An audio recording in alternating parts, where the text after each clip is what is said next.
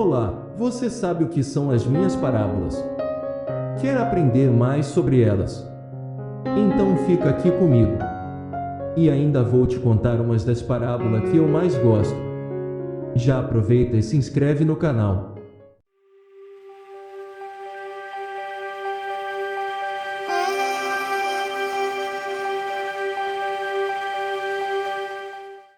As parábolas são ensinamentos. Eu ensinei de forma simples, objetiva e ao mesmo momento elaborada, os motivos principais da mensagem do Evangelho.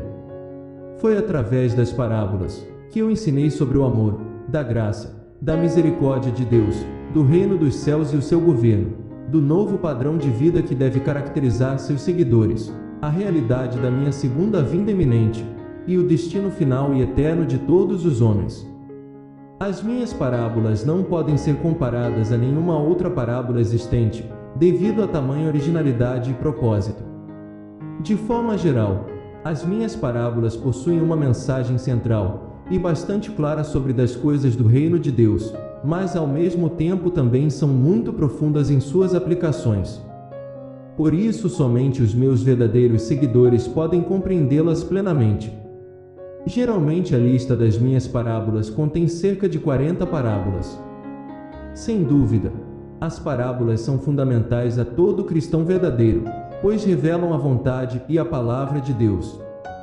A parábola do filho pródigo é uma das parábolas mais conhecidas entre os cristãos. Essa parábola está registrada apenas no Evangelho de Lucas 15, 11 a 32.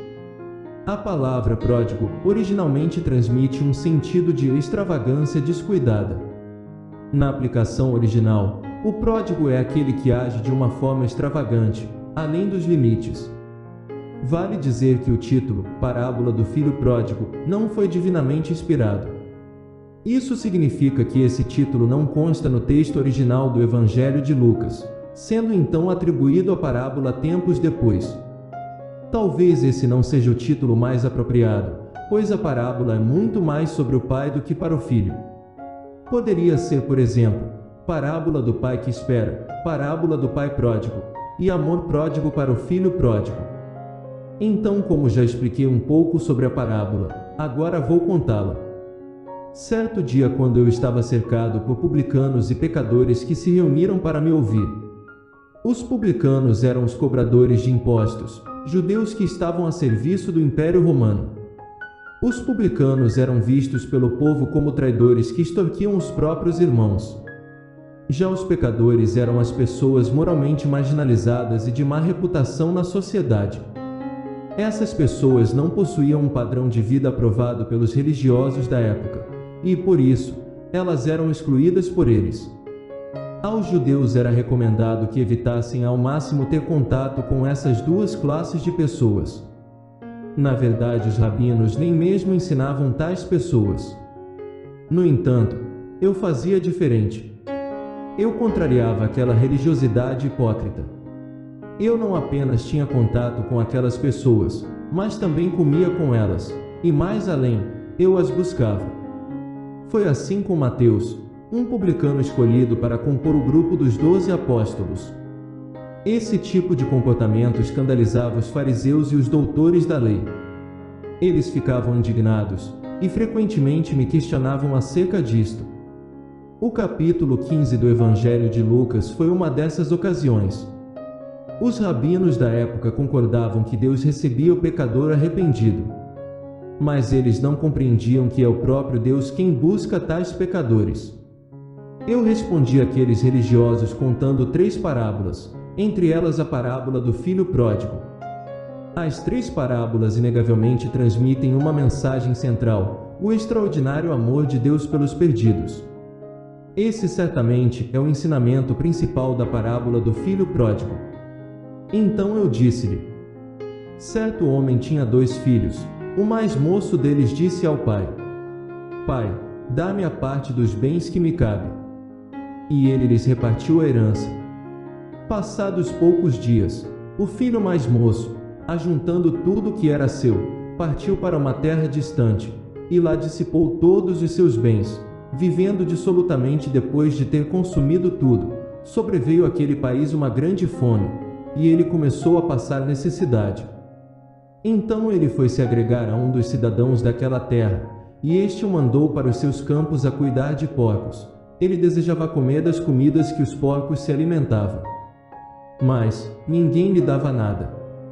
Então, caindo em si, ele disse: quantos trabalhadores de meu pai têm pão com fartura, e eu aqui morro de fome? Levantar-me-ei, e irei ter com o meu pai, e lhe direi: Pai, pequei contra o céu, e diante de ti, já não sou digno de ser chamado teu filho, trata-me como um dos teus trabalhadores. E levantando-se, foi para seu pai. Vinha ele ainda longe, quando seu pai o avistou, e, compadecido dele, correndo o abraçou, e o beijou. E o filho lhe disse: Pai, pequei contra o céu e diante a ti. Já não sou digno de ser chamado teu filho. O pai, porém, disse aos seus servos: trazei depressa a melhor roupa, vestiu, ponde-lhe um anel no dedo, e sandálias nos pés, trazei também e matai o novilho cevado. Comamos e regozijemo-nos. Porque este meu filho estava morto e reviveu. Estava perdido e foi achado. E começaram a regozijar-se. Ora depois, o filho mais velho que estava no campo, ao aproximar-se da casa, ouviu a música e as danças. Chamou um dos criados e perguntou-lhe que era aquilo. E ele informou: veio teu irmão, e teu pai mandou matar o novilho cevado, porque o recuperou com saúde.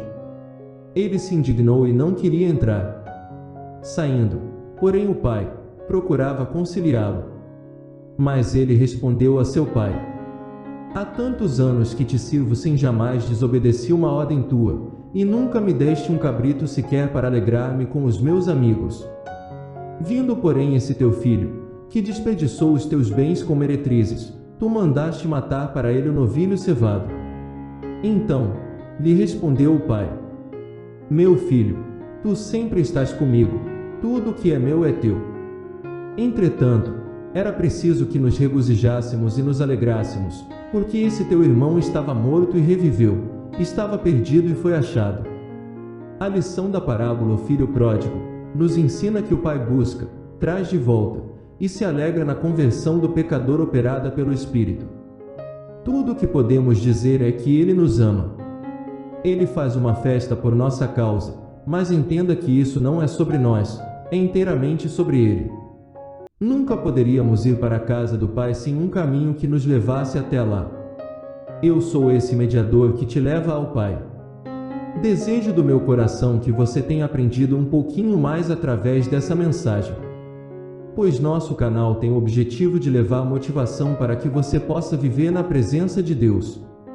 Busque sua motivação espiritual primeiramente, e todas as outras coisas te serão mais fáceis de consegui-las. E se você precisa de oração, se inscreva no canal, pois temos a lista de todos os inscritos.